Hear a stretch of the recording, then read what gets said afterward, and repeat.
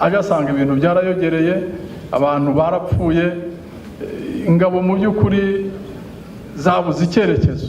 Strategy rero yarayihinduye cyane, ariko igikomeye yubaka morale y'abasirikare.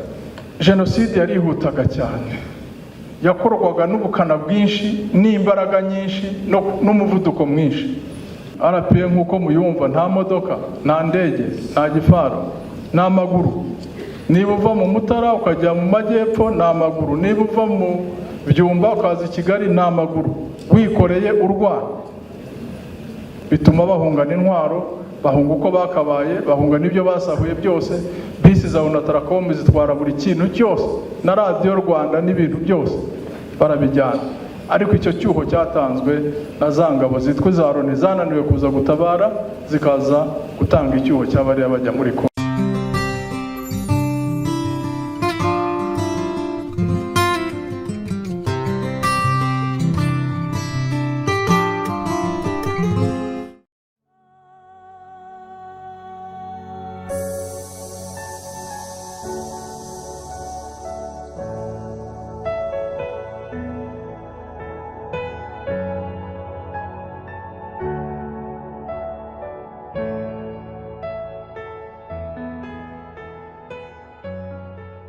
Banyacyubahiro mwese muri hano, rubyiruko benshi mwaje kuri uyu mugoroba kugira ngo twegerane, dufatane mu mugongo, dufate abacitse ku icumu rya Jenoside yakorewe Abatutsi mu mugongo, twibuke inzirakarengane zazize Jenoside muri 1994. Nagira ngo mbabwire ko nishimiye kuba ndi kumwe namwe uyu mugoroba mu izina ry'ubuyobozi bukuru bwa RDF. Nkaba nasabwe gutanga ikiganiro kigufi ku bijyanye n'amateka yo guhagarika Jenoside muri 1994, amateka y'urugamba muri rusange uko byagenze. Munyemerere, byinshi byagiye biganirwa cyangwa se bizanaganirwa n'abandi, ariko birakomeye kuvuga ko gace k'amateka yacu tudasubiye inyuma gato ngo turebe, twibukiranye ibice bike byatumye tugera no kuri iyi ndunduro ya Jenoside muri 1994. Twibukiranije nuko mbere y'umwaduko w'abazungu u Rwanda cyari igihugu gikomeye, kitengamaye, gitera imbere, kandi cy'abantu bakundana, bakora ibyo basabwa mu gihugu kandi bihagazeho, ku buryo ntawashoboraga kubavugiramo cyangwa se kubototera, haba mu karere, cyane cyane mu karere, bagaba ibitero bakarwanya abanzi babarwanya nabo, ndetse bakanagura igihugu. Hari ubumwe busesuye, ndetse abanyarwanda bari bahuje byinshi mu mibereho. Ibyo byose byagiye bikurwaho buhoro buhoro aho dutangiye kujya mu bukoroni bwatangiye mu 1895 n'Abadage, ndetse baza gusimburwa n'Ababiligi muri 16, kuza kugeza ku bwigenge. Mu nkundura iganisha ku bwigenge bwa Afurika mu mpera z'1950, abategekaga u Rwanda n'ab'icyo gihe yari ingoma ya cyami, hari umwami Mutara Rudahigwa, nabo bajya mu mujyi wo gusaba ubwigenge. Abazungu babonera ko icyo kintu batacyemera, aribwo batangiye gushyiramo cyangwa kwenyegeza amacakubiri yari yarabibwe na mbere, bashyigikira andi mashyaka yitwa ko yo adashaka ubwami kurusha, kandi atanashaka ko haba ubwigenge bwa vuba. Ayo turavuga za Paremuhutu, za Porosoma n'ibindi. Ariko by'umwihariko hakomeza gutungwa agatoki ko Abatutsi ari bo kibazo, ari nabyo byaje kuvamo ko kuva muri za 59 mu byo bise revolution itangira habayeho ubwicanyi butoteza abatutsi, abantu baricwa, baratwikirwa, imitungo yabo irasahurwa, inka ziraribwa, ndetse benshi abashoboraga gucika ku icumu barahunga. Kuva icyo gihe hagiye hakomeza itotezwa. Iryo totezwa habaga bashakaga imbarutso, abandi bakicwa. Kuva icyo gihe abo bahunze nabo bagerageje kugaruka mu gihugu cyabo, babisabye biranga, bashaka no gukoresha intwaro, ari byo mujya mwumva ibitero byitwa iby'inyenzi byabaye muri za 63, 64, 66, kugeza ubwo mu by'ukuri batsinzwe burundu ntibongera gutera. Ariko uko bateraga abatutsi bo mu Rwanda baricwaga. Abo rero bagiye hanze bakomeje nabo gusaba gutaha, biranga, bimara imyaka igera hafi 30 nibwo mwumva RPF yavutse. Hatangira nagita nk'ishyirahamwe ntiryari ryabishyaka ryuzuye ryo no muri 79 kugira ngo batangire bavuga ikibazo cy'impunzi z'abanyarwanda. Iyo rano niyo waje kuvamo RPF muri 87 ishira. RPF rero izana gahunda yindi ikomeye ivuga ngo no, niba leta y'u Rwanda idashaka yuko ibibazo bikemuka, niba ubuyobozi bukomeje kwitwara kuriya, kwica abantu, gutoteza abantu, guheza mu nzira zose, ntabwo twebwe tuzabyemera. Turashaka igihugu cyunze ubumwe, igihugu gitera imbere, igihugu abantu bishyira bakizana, igihugu gifite imiyoborere myiza, igihugu kirwanya ruswa, igihugu gitengamaye. RPF nuko yavutse, ndetse ishyiraho n'umutwe w'ingabo ari wo witwa RPA, Rwanda Patriotic Army. Iyo ngiyo rero niyo yaje gutera itariki ya mbere z'ukwezi kwa 10 muri 1990. Urugamba rutangira Kagitumba, ruyobowe n'uwari umugaba mukuru icyo gihe, akaba ari na chairman wa RPF, Major General Fred Rwigema. Ntibyatinze, ikibabaje nyine nuko yapfuye umunsi ukurikira tariki ya 2, ndetse n'abandi bari bamuri hafi nabo bapfa mu minsi itari myinshi yakurikiyeho baguye ku rugamba. No hirya no hino, uretse no muri Kigali no mu turere dutandukanye nuko byagenze. Aba navuga ngo urwo rugamba rugitangira hari inzitizi zitandukanye nk'uko mubyumva, abayobozi barapfuye byihuta, ndetse n'uwashoboraga kubigarurira hafi yari kure. Ubwo ndavuga nyakubahwa Perezida wa Repubulika uyu munsi. Icyo gihe we yigaga mu ishuri rikuru rya gisirikare muri Amerika, kuko yari umusirikare mukuru nawe mu ngabo za Uganda, yari yagiye kwihugura. Nibwo yumvise ko RPF yateye, abayobozi bapfuye, bimeze nabi, amashuri arayahagarika, aza kuyobora urugamba.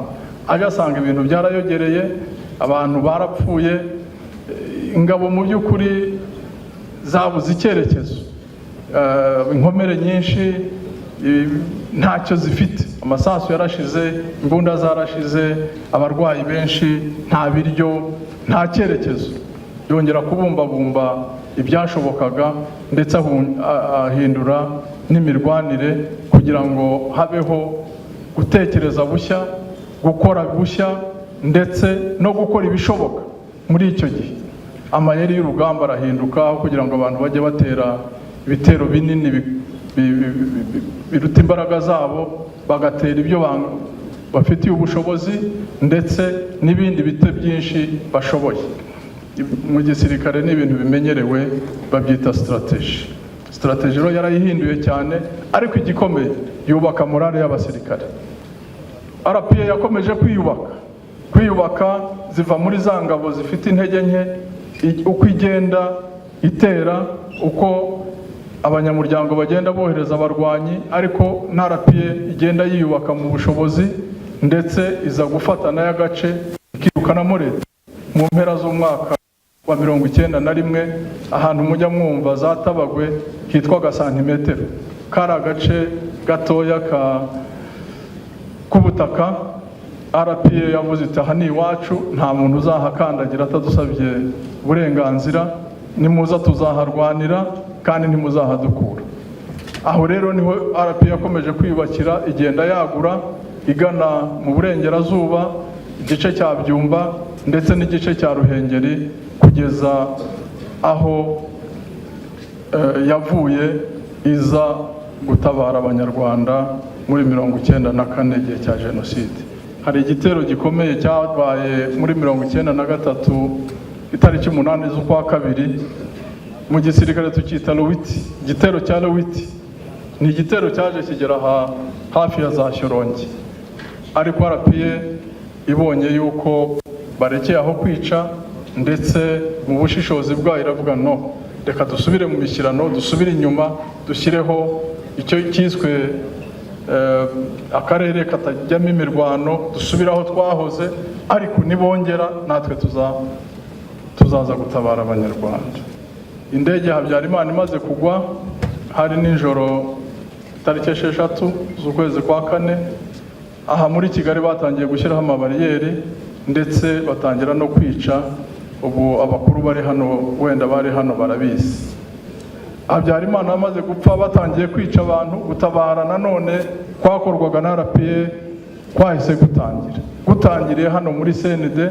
Abasirikare bukiye mu gitondo batangiye gusohoka no gukiza abo bashoboraga, ari za Remera, ari ku Gishushu, hano hepfo ugana nk'aha dufite za Convention Center hafi y'abajepe n'ahandi. Ari nako bakomeza kurinda abazaga noneho nabo babahungiyeho, ariko banirinda kuko ibigo byose by'iki gisirikare cya Habyarimana byashaka kubatera, cyane cyane kanje. Ingabo zaciwemo navuga ni nk'imitwe, twari dufite imitwe hafi nk'umunani. Imitwe imwe yaje hano muri Kigali, haje imitwe 3 ku ikubitiro. Umutwe witwaga Alpha, witwaga 59, niyo yabanje. Nyuma haza gukurikiraho 21 nahiza kubunganira, baza gufasha abangaba bari muri CND. Aho rero niho imbaraga zaje, ndetse na Bravo yagiye jari. Aho ni imbaraga ziyongereye, noneho ingabo zitangira kujya kurokora abantu hirya no hino, ariko no gufata aho ibirindiro by'umwanzi byateraga ibibazo kurusha. Ubwo ndavuga nka Rebero, ndavuga nka Jariyo, ndavuga n'ahandi, kwagura kugira ngo umwanzi adakomeza kwica abantu ndetse no gutera ibibazo. Nkavuga ngo muri urwo rugendo rwarakomeje, birumvikana, kugera ya mitwe yose uko twayivugaga, ingabo barwanaga nayo ntiyapfuye kurekura, kugeza igihe tuvuge nka Kanombe yaviriyemo mu kwezi kwa 5 itariki 24 cyangwa 2 buke. Nihuse rero nkavuga ngo ingabo zafashe Gitarama mu matariki 13 z'ukwezi kwa 6, zimanuka zijya za Butare tariki 3, ariko ubwo hagati aho hari za Nyanza, hari za Muyira, hari n'ahandi. Ubwo hano mu mujyi uduce dutandukanye, za Nyamirambo, za Kicukiro n'ahandi, hagenda hagafatwa amatariki atandukanye. Ariko ikibazo nshaka kubabwira gikomeye twahuraga nacyo, jenoside yarihutaga cyane, yakorwaga n'ubukana bwinshi n'imbaraga nyinshi n'umuvuduko mwinshi. Nkuko nababwiye, RPA yari ifite ibihumbi birenzeho gato, ibihumbi 10. Leta yari ifite ibihumbi bigera hafi 50, gashyiraho interahamwe zigera wenda miliyoni. Ruvuga ngo abishi bari benshi, abatabazi ari bake cyane bishoboka. Icya kabiri, abantu kubera nyine kwihisha, bihishaga ahantu ku buryo mwana hageraga ntibanamenye ko mwana hageze. Rimwe na rimwe hakaba n'ibicwa batamenye ko na RPA yahageze. kuko ababica nabo wenda babaga batabimenye mu bihuru, mu bishanga n'ahandi. Ni ukuvuga ngo ibyo byose byatumaga gutabara bitoroha. Icya gatatu, kubera bwa bukana navugaga, inkomere zari nyinshi cyane, imbabare zari nyinshi cyane, ubutabazi bwari bukenewe bwari bwinshi cyane, ku buryo byari biremereye abasirikare ba RPF ndetse n'abakada ba RPF kubikora. Icya gatatu ntekereza nk'ikibazo n'izo ngendo nyine. RPF nk'uko muyumva, nta modoka, nta ndege, nta gifaro, nta maguru. Niba uva mu Mutara ukajya mu Majyepfo, nta maguru. Niba uva mu Byumba ukaza i Kigali, nta maguru, wikoreye urwana. Ni ikibazo urubyiruko rukwiye kumva, harimo ubwitange bwinshi cyane. Nagira ngo ndangirize gato ku bintu bibiri. Ku cya mbere ni umuryango w'abibumbye. Kubera imishyikirano yari yarabayeho, hano haje kuza ingabo zitwa Minwari muri 1990. Habanje izitwa Gome zari za EU, then haza Minwari. Minwari bari bageze ku 2500 barengaho gake. Jenoside itangiye, abo bose bahise bigendera, hasigara ngira ngo abasirikare batageze na 100 ngahe babagana. Nabo nta byinshi twumva bakoze, kuko ibyo ari byo byose nibura babanye natwe. Nuvuga ngo icya kabiri, bigeze mu kwezi kwa gatandatu, umuryango w'abibumbye washyizeho wemereye Abafaransa gushyiraho zone turquoise. Zone turquoise batangiye kuza mu kwezi kwa gatandatu tariki 20 ngira ngo n'ebyiri. Abo Bafaransa bafata uriya muhanda wose guhera Kibuye, Gikongoro na Cyangugu. Ibyo byahaye icyuho ya leta kugenda, bibuza n'igitutu bagombaga gushyirwa kuri RPF, bituma bahungana intwaro, bahunga uko bakabaye, bahunga n'ibyo basahuye byose. Bisi za Onatracom zitwara buri kintu cyose, na Radio Rwanda n'ibintu byose barabijyana. Ariko icyo cyuho cyatanzwe na za ngabo zitwa za Loni zananiwe kuza gutabara, zikaza gutanga icyuho cy'abari bajya muri ko. Icya kabiri nashaka kuvuga ni ubutwari bw'Abanyarwanda muri rusange.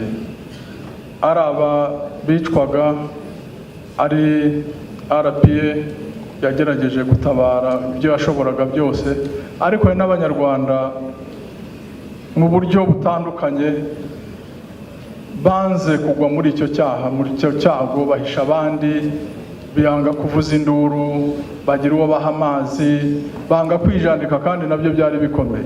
Nkumva nabo hari abagiye babihemberwa, nabo bakoze ubutwari mu buryo butandukanye. Niba mwibuka, ni nacyo ndi busozerezeho, uretse kwica vuba, banatumaga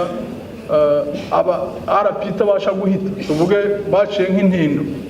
Guca intindo ni kimwe mu byagiye bitudindiza muri rutindo hararwa hagati ya Gashora na za Rukumberi, ndetse no hagati ya Butare na Bugesera. Ziriya ntindo zaradindije cyane, kugira ngo muzashake ibikoresho, muce mu mazi, murwane, mugereyo, habaga hari igihe cyataka, ubwo abapfa baba bapfuye.